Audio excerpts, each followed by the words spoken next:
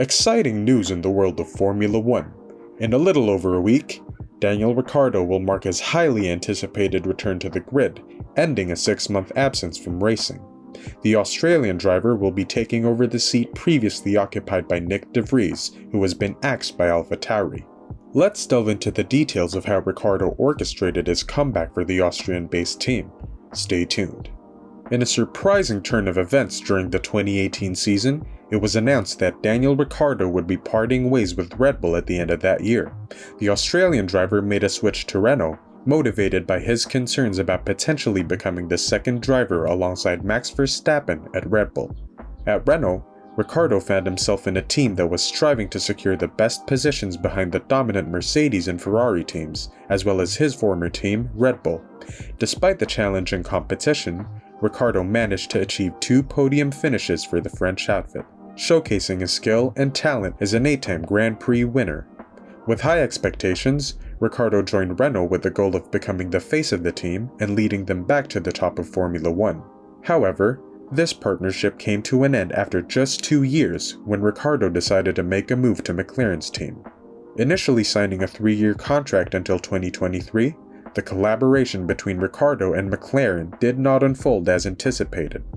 Despite Daniel Ricciardo's previous successes at Red Bull and Renault, his partnership with McLaren did not yield the desired results. While he displayed impressive speed in his previous teams, at McLaren, he consistently found himself outperformed by his teammate Lando Norris. It became evident that Ricciardo was facing difficulties and was unable to showcase his full potential within the team. As a result, the 34-year-old driver parted ways with McLaren 1 year earlier than originally planned. Ricciardo's departure from McLaren opened the door for emerging talent and fellow Australian Oscar Piastri to join the team as his replacement. Following his period of uncertainty without a Formula 1 seat, Daniel Ricciardo found his way back to where his successful journey began, Red Bull Racing. Rejoining the team as the third driver, behind Max Verstappen and Sergio Perez, Ricciardo embraced his role within the team, but it didn't take long for his return to the grid to materialize. Daniel Ricciardo's recent tire test at Silverstone seems to have left a strong impression on Red Bull, and F1 reporter Lawrence Barretto's claim sheds light on the reasons behind it.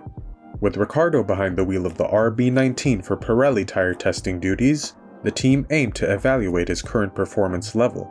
This outing provided an opportunity for Red Bull to assess where the experienced 8-time Formula 1 race winner truly stands in terms of his performance capabilities. Following the impressive performance during his tire test, Red Bull announced on the same day that Daniel Ricciardo will take over Nyck De Vries' seat at the sister team, AlphaTauri, for the remainder of the 2023 Formula 1 season. This move comes as Ricciardo sets his sight on a remarkable return to the Red Bull cockpit, which he envisions as the ideal fairy tale ending to his Formula 1 career. The determination and drive he exhibited during the test session were evident, as he reportedly set a lap time that would have placed him on the front row of the British Grand Prix. F1 reporter Lawrence Barretto was the one to break the news about Ricciardo's impressive performance during the Silverstone test, where he drove the RB19. This was Ricciardo's first opportunity to showcase his skills in the Red Bull car. For the British Grand Prix, Red Bull's 2-time world champion and current 2023 championship leader Max Verstappen set the pole position time of 1 minute, 26 seconds, and 720 milliseconds.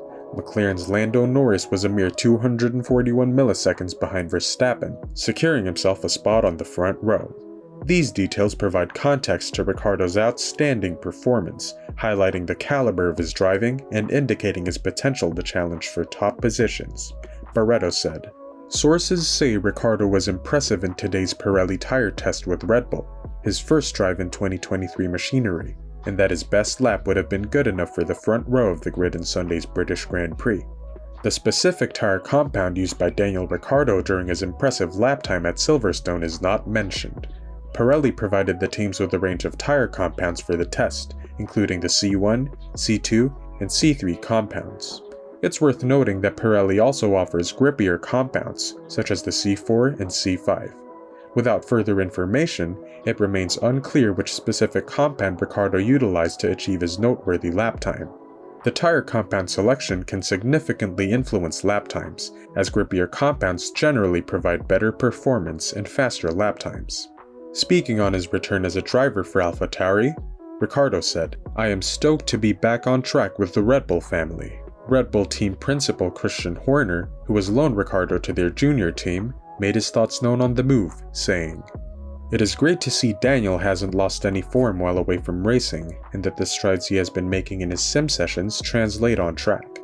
His times during the tire test were extremely competitive. It was a very impressive drive, and we are excited to see what the rest of the season brings for Daniel on loan at Scuderia AlphaTauri." Ricciardo's new boss, Franz Tost of AlphaTauri, said this about the matter, "I'm very pleased to welcome Daniel back into the team. There's no doubt about his driving skill, and he already knows many of us, so his integration will be easy and straightforward. The team will also profit a lot from his experience, as he is an 8-time Formula 1 Grand Prix winner. I would like to thank Nyck for his valuable contribution during his time with Scuderia AlphaTauri, and I wish him all the best for the future." Nyck De Vries found himself unable to prevent his departure from the team. Unlike Red Bull graduates, the team had invested minimal resources in his career. Additionally, at the age of 28, it was unlikely that he would make significant improvements in his performance.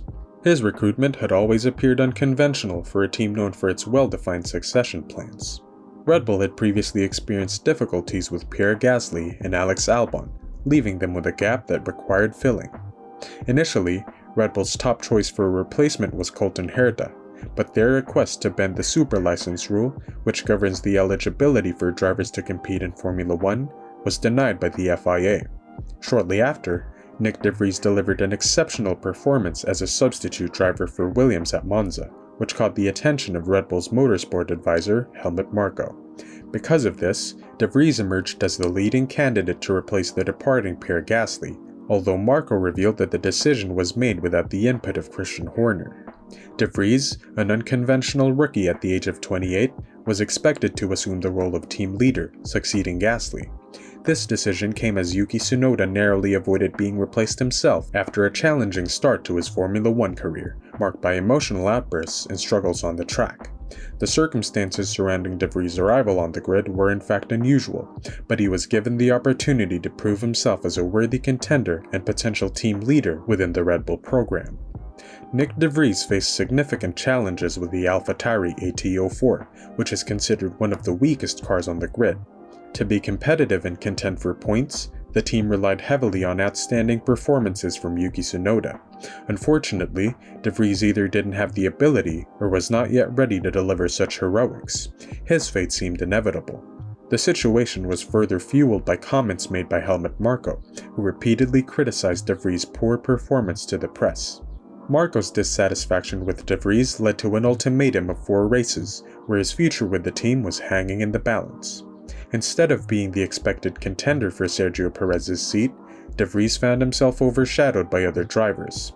The circumstances surrounding his tenure at AlphaTauri appeared grim, with his name seemingly absent from many potential promotions or significant opportunities within the team. While mid-season layoffs are not unheard of in Formula 1, Red Bull's decision to part ways with Nyck De Vries with over half of the season remaining feels a bit too premature, even by their own standards. So where does this leave Nyck De Vries? And is Daniel Ricciardo back on the grid for good? Let us know in the comments below, and don't forget to subscribe and ring that notification bell for the hottest F1 news.